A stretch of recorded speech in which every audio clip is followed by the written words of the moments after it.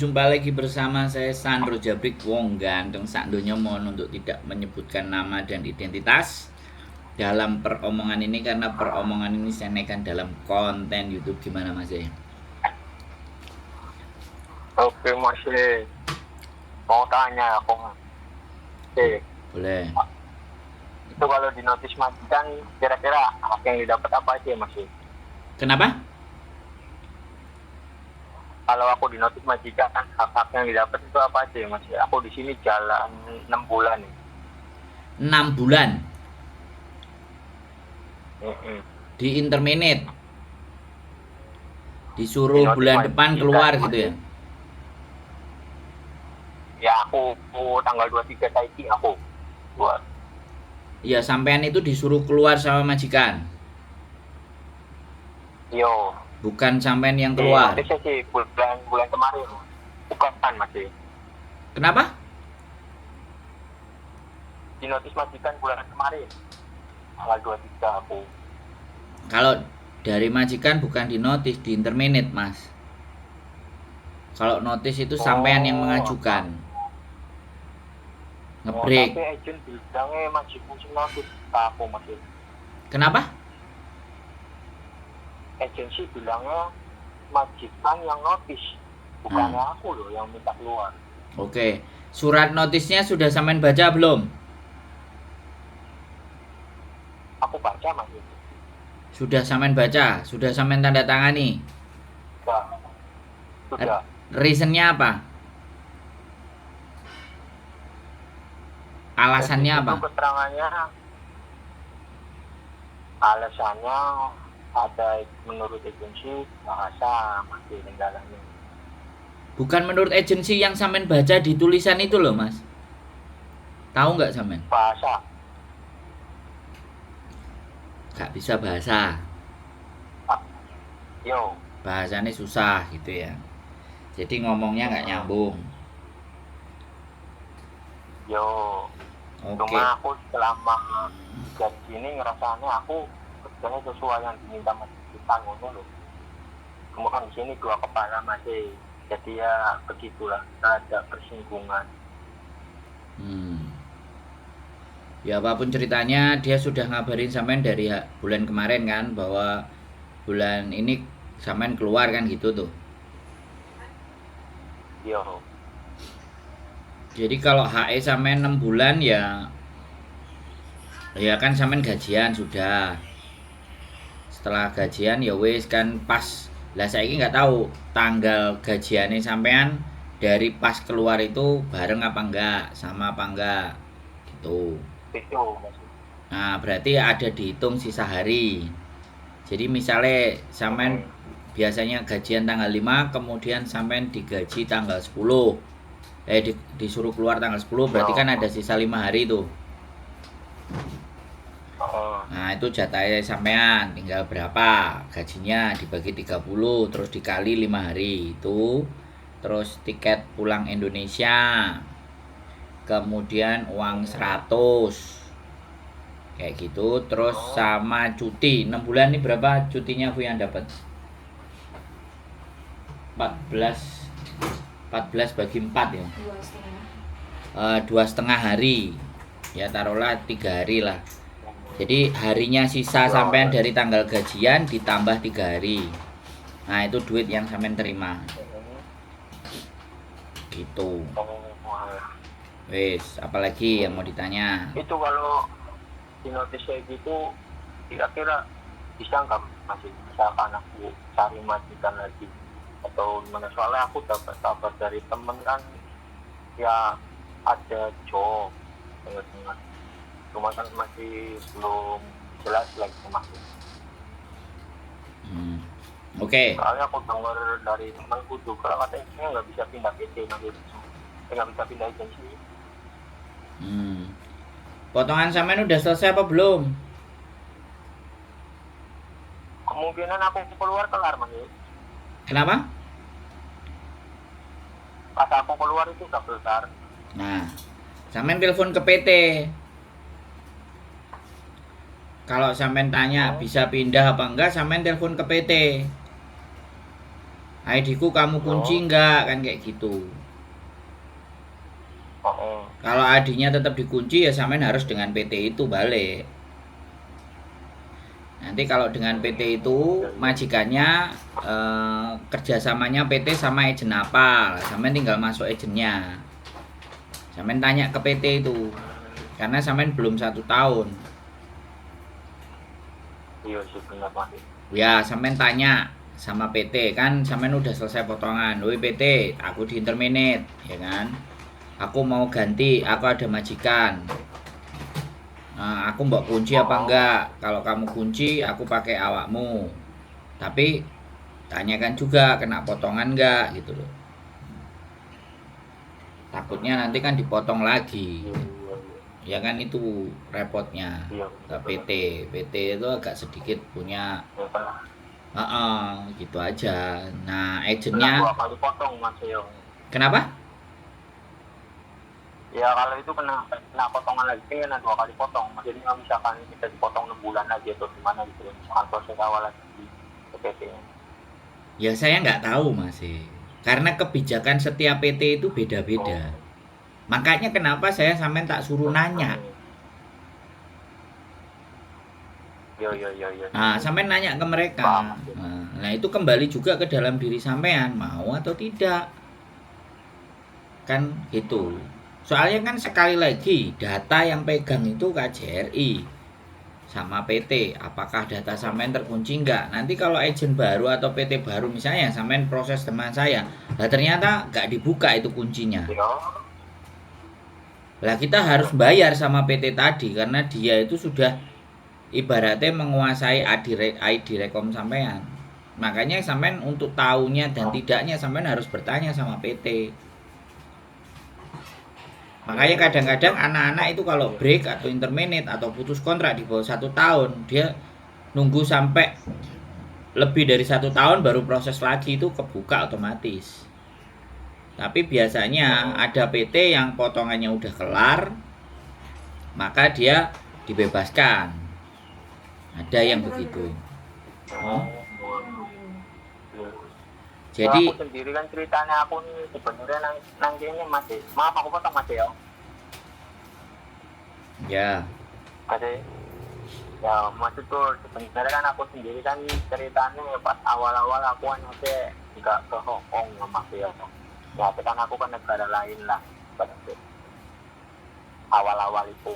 Nah aku mikir kan pas bojoku masih proses yang PT aku coba-coba lah. Berarti ikut-ikut ngelamar ada ibu cowok-cowoknya nanti aku coba ngelamar masuk. Nah aku proses terbang ke sini kan nggak nyampe sebulan kan.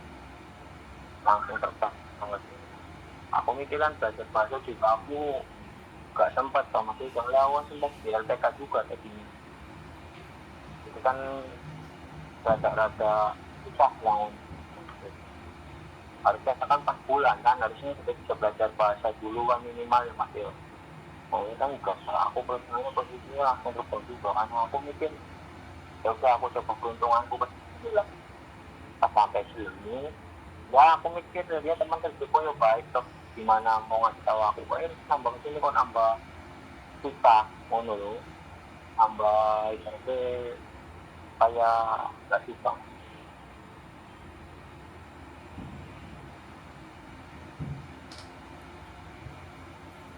oke. Yo oke cukup masih yo ngono cerita masih. Jadi gini ya Mas.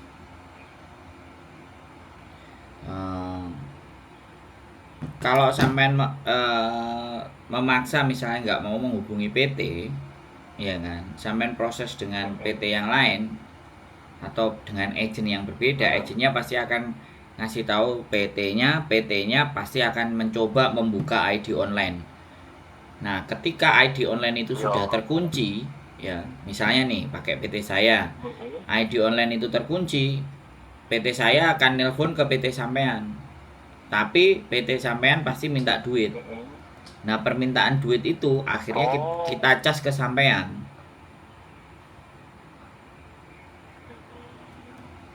Jadi kayak itu. Kalau datanya kebuka, kalau dicek sama PT datanya sudah kebuka, aman, ya sudah. Mungkin sampean akan potongan baru lagi di PT yang baru, misalnya kalau dengan proses dengan saya misalnya. Kalau sampean pulang dari Hongkong balik ke sini lagi, paling potongannya ya nggak sampai 6 bulan. 2 kali di 2,5 misalnya, kayak gitu. Jadi seperti itu. Tapi kalau sampean nanya sendiri sama mereka dan mereka belum keluar, berarti mereka masih ingin menguasai sampean. Karena ID-nya tercatat PT itu gitu. Nah, kalau sampean pingin terbebas gak mau dengan PT itu, sampean lapor BP2MI. Saya di interminate. Saya masuk ke PT lain ndak bisa. Sampean lapor pernyataan dari PT lain yang masih dikunci, sampean tinggal lapor ke BP2MI. Sampean laporkan potongan saya sudah selesai, kenapa kok data saya masih dikunci. Ya lapor BP2MI, nanti melakukan tindakan bagaimana, seperti apa, dia ingin proses lagi tidak di PT-mu karena udah selesai tanggung jawabnya. Jadi Indonesia itu begitu, Mas.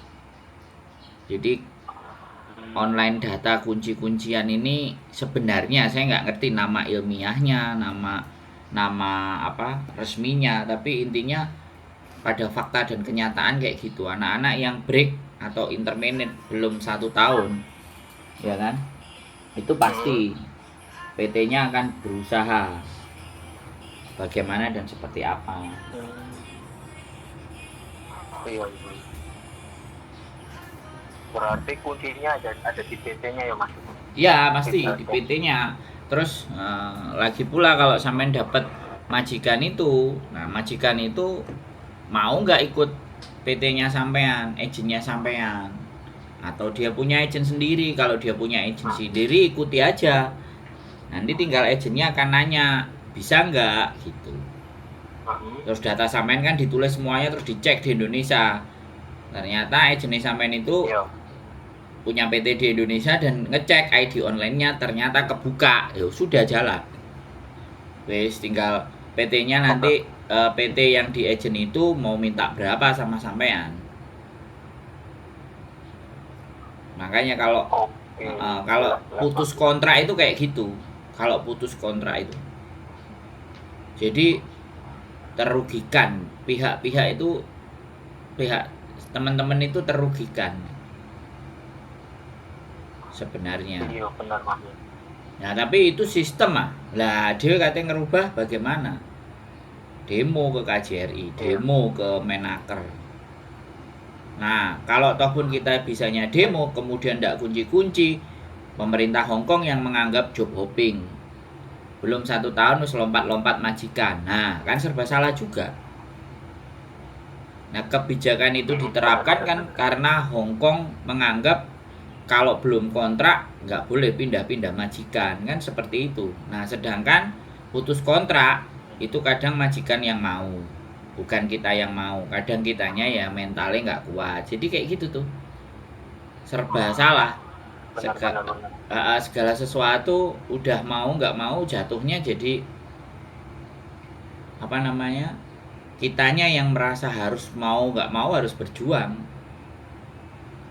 Di bawah kemarin aja ini temenku memproses anak 8 bulan di majikan. Ya sorry to say ya, agennya ini agen sebelah, ya kan, agennya kemarin yang viral, ya kan. Nah dia 8 bulan terus dia pengen ngebreak, ya kan. Ya, temanku lah, anggap aja itu temanku, kakak tertua lah intinya kan kayak gitu tuh. Nah jadi dia ngebreak, dia dapat majikan dari kita, kemudian kita memprosesnya lah, kok ada surat dari KJRI turun minta surat pernyataan dari PT yang lama, padahal anak itu masuk tidak ada potongan, dia bayar di depan. Nah dan itu 8 bulan kami juga memproses nih Mas, anak-anak break dan interminate. Makanya PT ku nanti berkoordinasi dengan PT-nya mbaknya itu yang lama. Nah, PT-nya mbaknya itu yang lama minta duit, ya mau nggak mau mbaknya yang harus nuntut sendiri ke PT itu atau BP2MI. Nah kayak gitu kan kerugiannya itu di kita Mas, karena agent Karena majikan sudah ngasih duit. Nah, pemerintah Indonesia itu di situ gitu loh. Tidak membuat warganya itu bisa lebih gampang dan lebih mudah. Aku nggak ngerti. Ya udah, dia ibaratnya keluar dari satu majikan, masuk ke majikan baru, dan ada majikan baru yang mau, udah bebaskan aja. Tuh kayak Filipina. Indonesia nggak begitu, Mas. Iya, benar. Masih dipersulit lagi. Iya, benar. Nah itulah, makanya aku nggak ngerti juga gitu. Kenapa gitu loh? Karena ya memang sekali lagi mereka diskusi sama orang Hong Kong biar anak-anak nggak job hopping, biar nggak pindah-pindah. Sebulan, 2 bulan break, 3 bulan break kalau diberi kemudahan itu. Akhirnya agak dibikin kesulitan. Harus balik ke PT itu kalau dengan majikan itu. Lah dari situ menguntungkan pihak PT jatuhnya. Pokoknya dari sistem. Kenapa? Ya padahal itu juga kan bukan kemauan kita. Kan nanti kita berarti mau keluarkan itu kan kemauannya majikan toh. Kalau udah kayak gitu kan harusnya kan kita dipermudah toh, nggak dipersulit kan. Masih kalau ya potongan udah kelar. Nah ya di situ yang saya sudah tidak bisa masuk.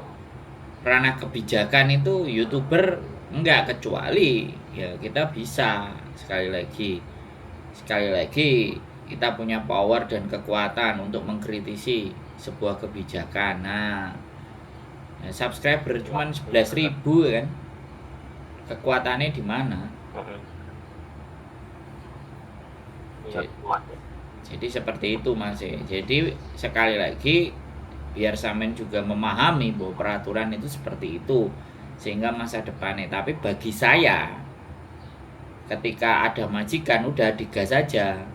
Majikan itu mau pakai agennya sampean yang milih agen apa majikan itu punya agen sendiri. Kalau majikan itu punya agen sendiri, suruh tanya sama agennya apakah PT di Indonesia nya itu bisa apa enggak memprosesnya sampean.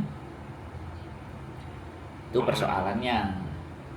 Kalau sampean milih agennya aku dan majikannya mau, kita ketemu sama majikan, kita ngomong dulu sama PT di Indonesia, bisa nggak ini dibuka ID-nya. Kalau bisa dibuka, baru kita ngomong ke majikan, bisa proses gitu, biar nggak mengecewakan majikan. Nah, tapi ya begitu lagi. Berarti yang jelas. Kenapa? Berarti intinya kalau aku di sini udah ada majikan lagi, berarti masih mendingan aku kasih aja ya. Aku berarti tinggal ngomong aja ke majikan ya. Mau dari agensi majikan atau aku yang milih. Iya, ya sampean tanya. Karena majikan juga kadang sensitif, ya kan, nggak percaya sama CC-nya, jadi dia punya orang kepercayaan sendiri kan begitu Mas.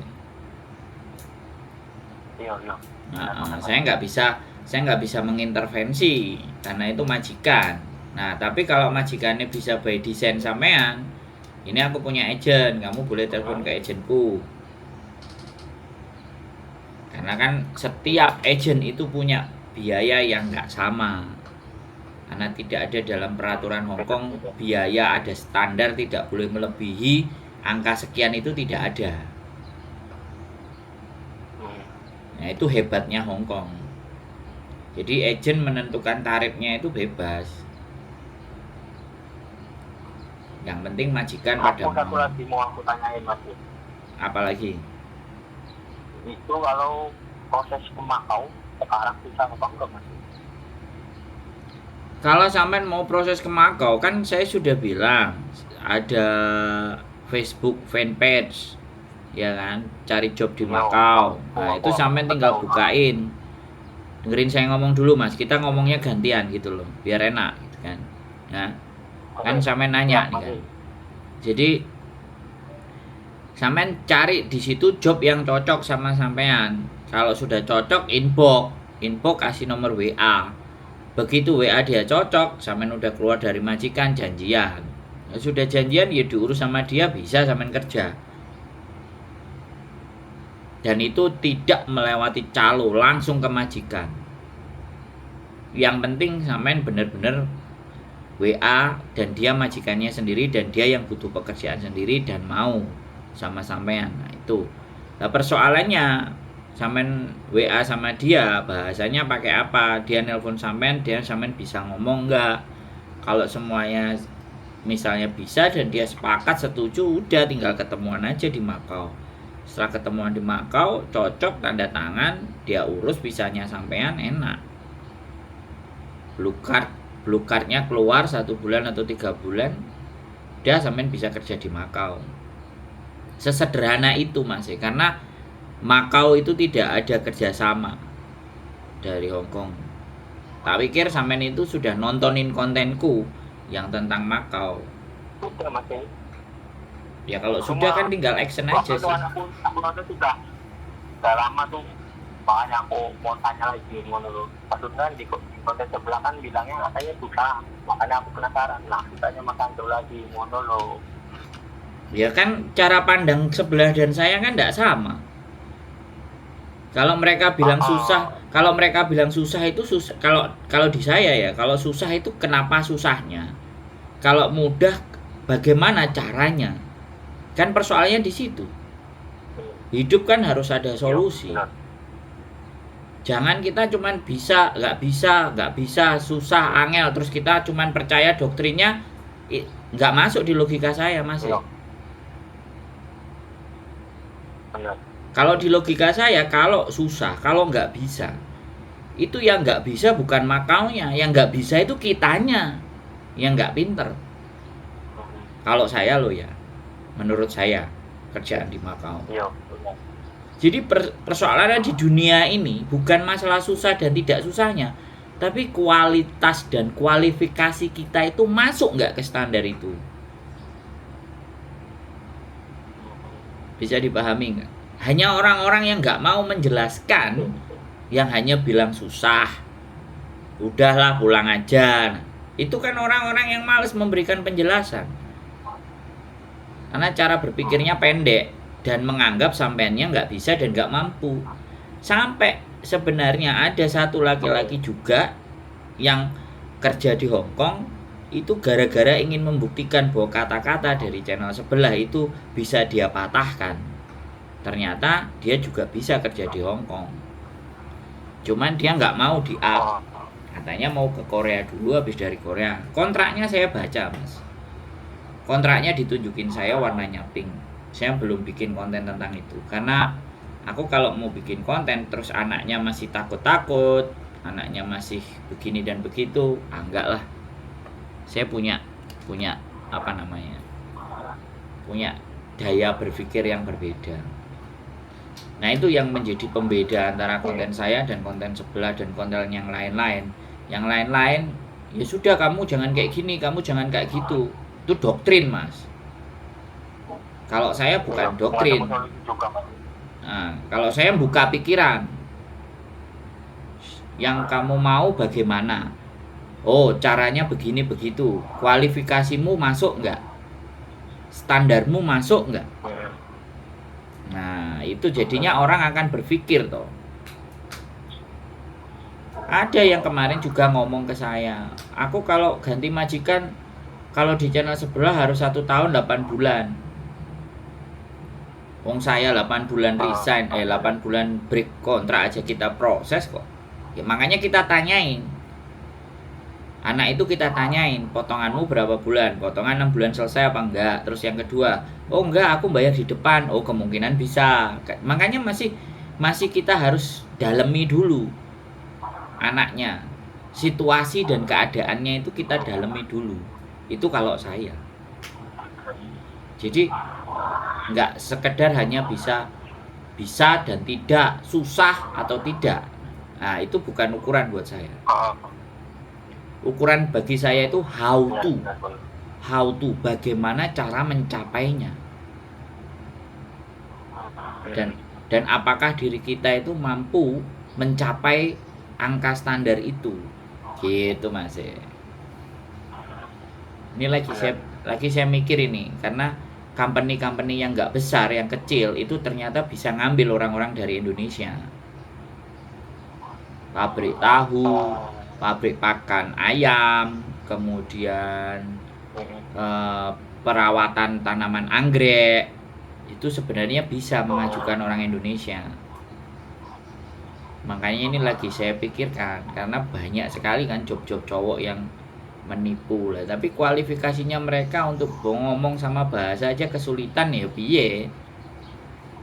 Makanya yang ex Taiwan yang sudah Mandarinnya lancar bisa masuk kualifikasi apa enggak, kan gitu aja. Yang biasanya di sana sudah pada kabur gitu kan, kaburan hidup di luar. Begitu ceritanya masih. Kalau sampean udah jelas, sampean sudah jelas kira-kira mau ngatur langkahnya, udah terekam. mau ngatur langkahnya sampean bagaimana, seperti apa, itu yang paling penting. Iya Mas, itu udah terang Mas. Berarti mulanya sekarang aku tinggal urusannya PT, gimana caranya kira-kira data aku nggak kekunci. Berarti kan aku tinggal konfirmasi ke PT nya kan. Siap, dikonfirmasi, ditanya sama majikannya maunya gimana dan seperti apa.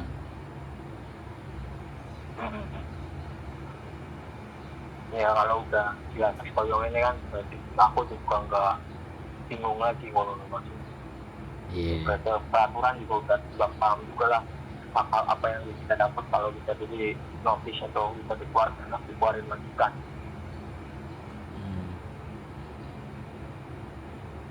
Siap, ya begitu ya. Oke lah Mas, makasih buat saran sama masukannya Mas. Sekarang aku bukan terang gitu. Siap, mantap kan. Ya, syukur-syukur aku bisa balik ke sini lagi, aku main ke tempatnya Mas nanti ya. Bisa, monggo. Monggo. Libur main. Joko masih ada di sini Baro. Siap, laksanakan Mas. J. Oke lah, ngono ae Mas. Makasih. Matur sembah nuwun. Siap. Waalaikumsalam. Ya. Waalaikumsalam warahmatullahi wabarakatuh. Jadi begini Mas, teman-teman semua ya. Di dalam memahami sebuah persoalan dan memahami sebuah masalah itu ada dari cara pandang dan sisi pandang yang berbeda. Bagi orang yang tidak mempunyai cukup pengetahuan, itu so simple aja bicaranya. Angel wis, mulya ae. Tapi saya nggak pernah mencoba mengatakan itu, tapi saya telusuri. Saya akan membongkar dulu cara berpikirnya, kira-kira bagaimana.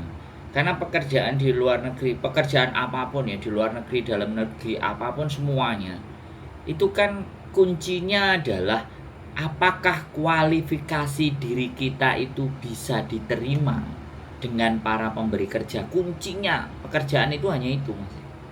Teman-teman semuanya.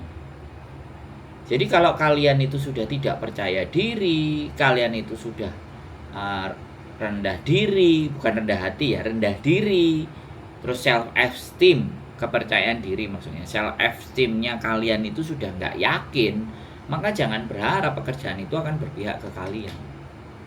Makanya disitulah butuhnya kita untuk mengupgrade kemampuan, ya kan. Jadi break, intermediate itu sebuah proses, ya kan. Ada sesuatu yang tidak sesuai antara pemberi kerja dan pekerja, dan itulah yang kadang-kadang kita itu egois bahwa aku lo sudah melakukan segalanya, bla bla bla bla bla bla bla bla. Kantor memecat seseorang, kantor memberhentikan seseorang, sebuah company, perusahaan membuat orang itu untuk tidak bekerja, itu pasti punya alasan. Bahkan saya sendiri nanti akan bercerita kenapa saya dikeluarkan. Karena ngakalin sistem. Oke, itu aja. Dari saya, keep stay tune my YouTube channel and see you next video. Bye bye.